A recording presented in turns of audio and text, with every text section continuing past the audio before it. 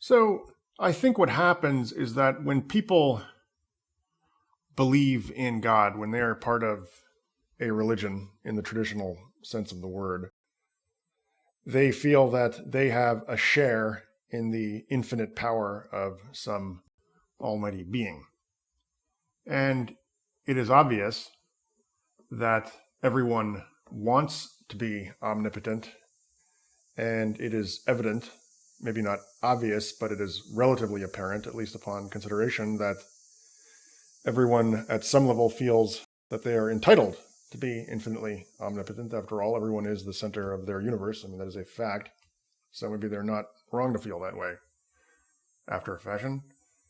In any case, one of the great consolations, for lack of a better word, of traditional religion is that if one is a member of such a religion, one feels that one has a share in this divine omnipotence. Now, okay, so let's suppose that religion is taken away from somebody.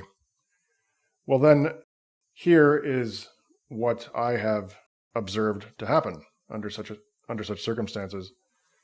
What happens then is that, first of all, people are then left feeling completely impotent. Okay, that's the initial reaction, but then the subsequent reaction, and presumably it's a kind of restorative reaction. In other words, they're trying to kind of heal from this massive blow to their sense of security. The subsequent reaction is that they themselves start to believe not only that they have a share in the omnipotence of the divine, but that they are themselves identical with the divine. And so even though, yes, it's obvious that, first of all, it's obvious that the myths that religions are based on are just that.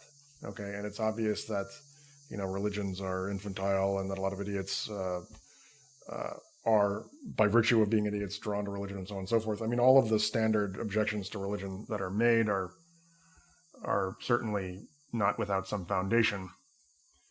But those objections are actually kind of neither here nor there.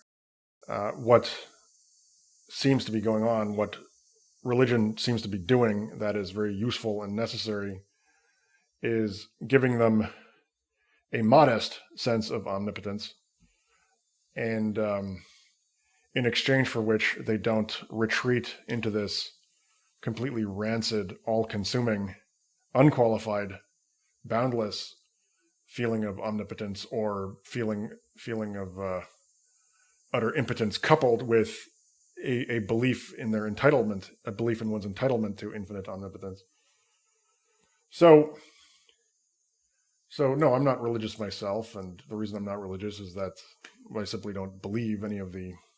I don't know why I'm not religious. I mean, it obviously has to do with my upbringing, which wasn't really religious, but I don't know what it has to do with. It doesn't really matter. But this kind of counter-sociopathic function that religion performs seems to be a particularly necessary one. And again, I want to stress this. So, yes, okay, so religion gives you this delusion of having a share in divine omnipotence. The absence of religion gives you, a feeling, maybe it's a delusion, maybe it isn't, of entitlement to infinite omnipotence, which translates into sociopathy, but which, setting all value judgments aside and setting aside all dubious diagnostics, this sense of infinite entitlement does limit one enormously, because a precondition for real growth is a certain humility and modesty. You have to believe that it is necessary for you to grow, and then once you undertake the process of growing, you have to not feel that every minor setback you experience along the way is an affront to your greatness. You have to, and because if you feel that way, you end up being so sensitive that the moment you hit the slightest bump in the road, you simply retreat back to your starting point, and you end up making no progress. So these are some very overlooked functions of religious belief.